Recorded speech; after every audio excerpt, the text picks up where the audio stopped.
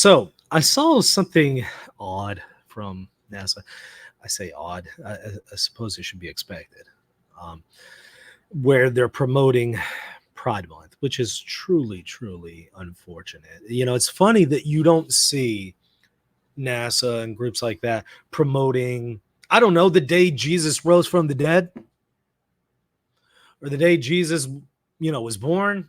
You don't see that. You don't see them celebrating that, but they will celebrate things like Pride Month. And let's take a look at why they are doing this. And by the way, again, I want to remind y'all, hit that subscribe button if you haven't already. We just reached 100,000 subscribers. Thank y'all so much for everybody who has been supporting the show. But let's continue to hit that subscribe button so we can continue to reach new people with this message. And if you've really benefited from the content of this channel, go ahead and do it now. Take a moment to hit that subscribe button and the bell for notifications. Now, this is what they posted. And it says, as we mark the start of Pride Month, isn't this the month of the Sacred Heart? Stop it. We're reflecting on how far we've come while recognizing the work still to be done. There's space for everyone, all genders and orientations, in exploration and discovery. All right, look. And this is what I posted on my Twitter in response. In fact, I'll share it. You should be ashamed, NASA. This month isn't about making space for everyone. It's about normalizing sin. Look, making space for everyone in the workspace or being welcoming and stuff like that, that's something else. That's not what Pride Month is. And we all know it. It's not just about, we recognize the dignity of somebody, or we give everybody an opportunity in the workspace. Come on now. That is not what Pride Month is. Pride Month is the open, explicit celebration of a sin that goes against the will of God, a sin of one's own body and a sin against God.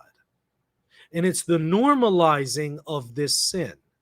So when you throw in your lot with this, you're not just saying, hey, I'm in favor of treating people with dignity and respect.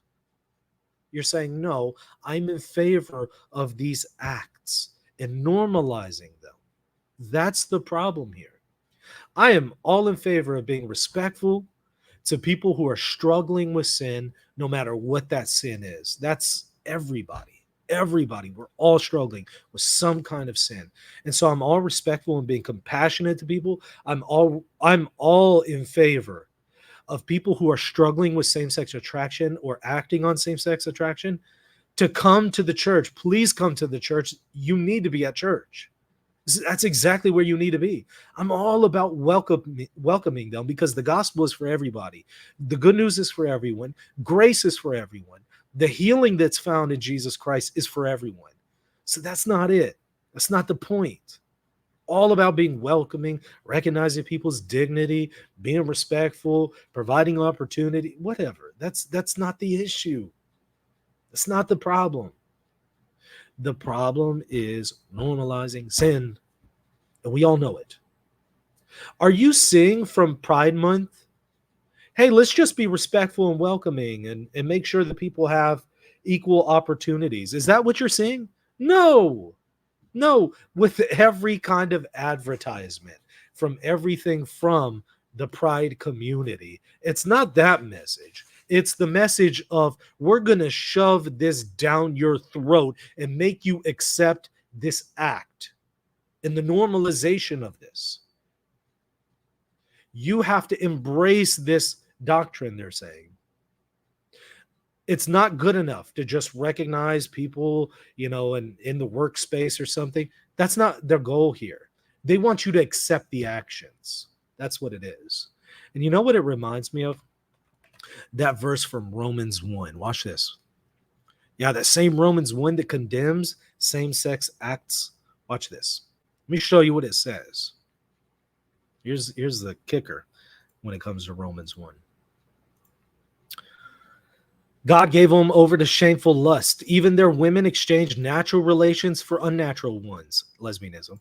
In the same way, the men also abandoned natural relations with women and were inflamed with lust for one another, sodomy. Men committed shame acts with other men and received in themselves the due penalty for their error. So it's condemning homosexual acts. Furthermore, just as they did not think it worthwhile to retain the knowledge of God, God gave them over to a depraved mind so that they do what ought not to be done. They became filled with every kind of wickedness, evil, greed, depravity, envy, murder, strife, deceit, malice, gossips, slanderers, God haters, insolent, arrogant, and boastful. This sounds like it's a description of the Pride movement. Frankly, they invent ways of doing evil. They disobey their parents. They have no understanding, no fidelity, no love, no mercy. Now, here's the kicker. Although they knew or know God's righteous decree that those who do such things deserve death. And by the way, in 1 Corinthians, it also says eternal damnation, the lake of fire. They not only continue to do these very things, but here's the kicker. They approve of those who practice them. They not only do these things, they want to then also approve of others who practice them. And what are we seeing today? Oh, it's not good enough for you to just tolerate in the workplace people who flaunt certain things in front of your face. No. It's not good enough to just tolerate it. You have to approve of it. That's the agenda of Pride Month. Approving of sin. That's the agenda. So when I saw stuff like that, it's just kind of sad seeing it. But it's become incredibly common, unfortunately. And we need to keep the discussion where it really is. Does God approve of this? Is this good for you? No. You can know that by the natural law, and you can know that by divine revelation. And again, it's not about welcoming people, being loving to people, equal opportunities in the workplace. That's not what the issue really is. The issue is they want you to accept sin and to say that sin is no longer sin, to say that evil is good. That's what they want you to do. And that's where we need to have the discussion. We're not going to do it. Not going to accept it. Y'all hit that like button, hit the subscribe button. Of course, check me out at patreon.com/Reason and Theology. If you have appreciated the content on this channel, if you benefit from it, and you want to get access to extra content. There's plenty of extra stuff that I give to patrons. If you join on Patreon or here on YouTube as a channel member or locals, there's plenty of extra content that I give just to those patrons. Also give some insider information. So there's extra stuff that you'll become privy to whenever you join in those discussions. I'm putting out a lot of extra content. So certainly check it out.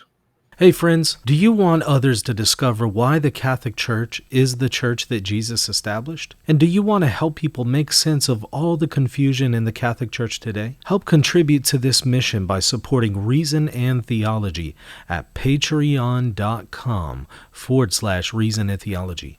By doing so, you'll also get access to exclusive content for patrons only. Also, if you want to deepen your faith, there are free ebooks and even courses that you can sign up for by visiting reason.podia.com.